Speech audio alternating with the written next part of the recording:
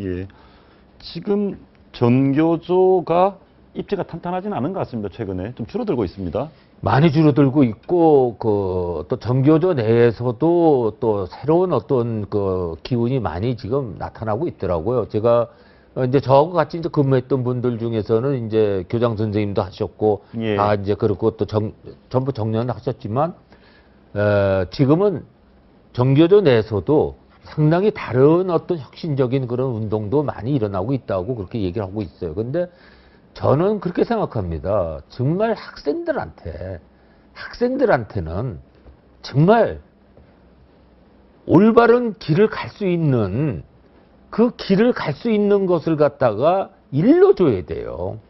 다른 단체보다도 특히 교사 선생님들이 학생들에게는 어떤 가치관을 갖다가 어떻게 가져야 되고 어떤 길을 걸어가야 되고 이런 것은 자다 우다 이게 관계가 없이 학생들을 향해서는 정말 올바른 교육이 이루어져야 됩니다. 근데 자기의 생각이 옳다고 해서 내 생각을 갖다가 학생들한테 주입을 한다는 이 자체는 뭐 좌든 우든 저는 이건 아니라는 거예요. 저는 예. 절대 이거는 반대입니다. 이거는. 그리고 90년대부터 시작하던 2000년대 들어와서까지 이 정치화가 전 사회적인 정치화가 아주 급속히 진전됐을 때 이때 이 사람들이 굉장히 이제 그런 이른바 계급 사관 뭐 유물 사관 이런 것을 내세워 가지고 정치 투쟁을 했던 이 사람들이 굉장히 이제 세력을 확장할 수 있었는데 2010년 앞으로 2020년대 이렇게 시간이 지나면서 아마 이 사람들은 틀림없이 고립이 될 겁니다. 그래서 이 정교조의 위축도 앞으로 갈수록 점점 저는 더 이제 심해질 거고 정치 투쟁으로서의 정교조는 앞으로 설 자리가 점점 입지가 좁아질 것이다. 저는 예, 알겠습니다. 그런데 지금 여러 말씀해 주셨는데 최근 그렇게 해서 비판도 받고 일부 선생님들의 좀 마뜩지 않은 말과 은행들, 행동들도 있었는데 그럼에도 불구하고 5만 명 이상의 선생님, 그중에 또 지도층, 지도부에서는 여전히 생각이 안 바뀌는 것 같습니다. 네. 왜 그렇습니까? 세상이 변했는데 좀 바뀌면 안 됩니까? 기본적으로 이제 정교조를 갖다 포함한 그 지도부는 우리나라의 소위 이제 좌파운동권 전체하고 연대를 갖다 하고 있습니다. 아. 그래가지고 만약 사실은 운동권 연락을 했던 친구들 이야기를 갖다 들어보면은 예. 자, 세상이 바뀌었다 하고 전향선언을 갖다 하는 순간 자기의 모든 인간관계 사회적 네트워크가 이제 다 끊어지는 겁니다. 아, 그러면 나는 이제 뭐 이렇게 인민재판 있는 말 안 하고 네. 나는 좀 이렇게 좀 지나친 진보라는 쪽에 지우친 데서 좀 중심을 잡겠다 하면 과거 사실 NLPD를 하다가 운동권의 중심에 있다가 나온 사람들 굉장히 많지 않습니까? 예. 그분들이 최종 순간에 이제 망설이게 되는 게 내가 과거에 가졌던 사상이 잘못됐다라고 전향을 하는 순간 모든 게 다 끊어진다는 거죠. 사실 보면은 사회적으로 매장당한 거와 마찬가지고요.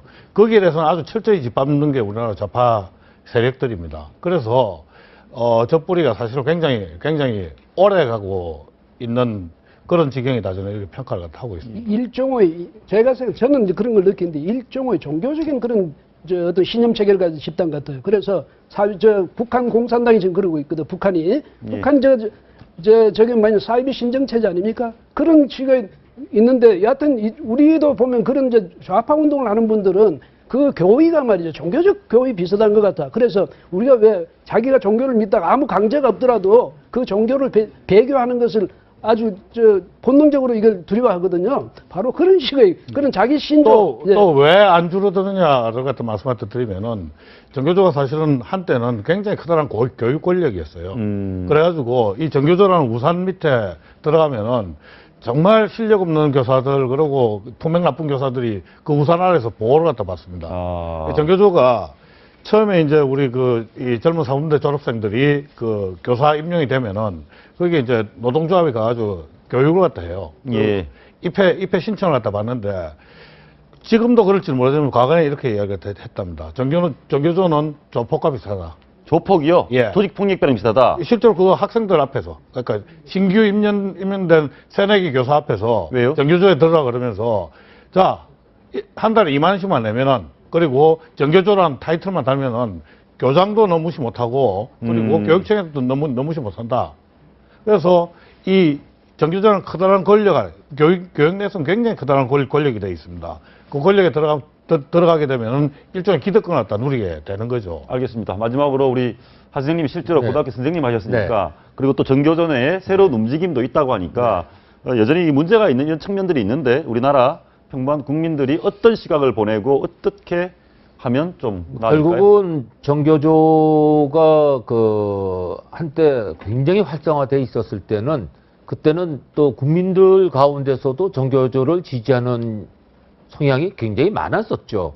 그러나 그것이 점점 세월이 가면서 그것이 줄어들고 있단 말이에요. 그렇다면은 정교조도 제가 볼 때는 앞으로 많은 변화가 오지 않겠느냐. 변화가 올 것이다. 그리고 지금의 어떤 지도부보다는 그 밑에서 자유롭게 교육을 받아온 그런 그 출신들이 이제 어느 정도의 위치에 올라간다면은 정교조도 새로운 모습으로 탈바꿈을 해야 되지 않을까. 이건 안 물어볼 수가 없는데 지금 소위 말하는 과거 80년대의 그 교육을 받지 않았던 운동권 교육을 받지 않았던 젊은 사람들이 그렇죠. 정교조의 리더가 되면 정교조 바뀔 것 같습니까? 아닙니다. 지금 그 정교조 내부에서는 잘 알다시피 이제 그 내부에서 체제 학습을 갖다 또 합니다. 예. 근데 저는 좀 반대입니다. 저는 왜 저도 그러냐면 그러길 갖다 이제 저는 그러길 갖다 희망을 갖다 하는데 그러면 마지막으로 한마디만 예. 하겠습니다. 이게 어떻게 해야 되느냐 문제가 저는 굉장히 중요한데요. 예. 왜 최근에 이제 인천 송도에 보면 그 어린이집 학대 사건이 일어났죠. 그렇습니다. 그래서 이제 제일 중요한 건 그 어린이집에 다들 CCTV 달고 학부모가 좀 감시를 갖다 하자라는 게 제1대안으로 항상 떠오릅니다. 그런데 정교조 관련해가지고는 이게 사실은 지금 학부모 감시가 잘 안 되고 있습니다. 이 폐쇄된 공간에서 예. 미성년자 학생들한테 어떤 형식으로 우리 아이들한테 이념 교육을 갖다 하는지에 대해 가지고 그러네요. 모르는 거예요.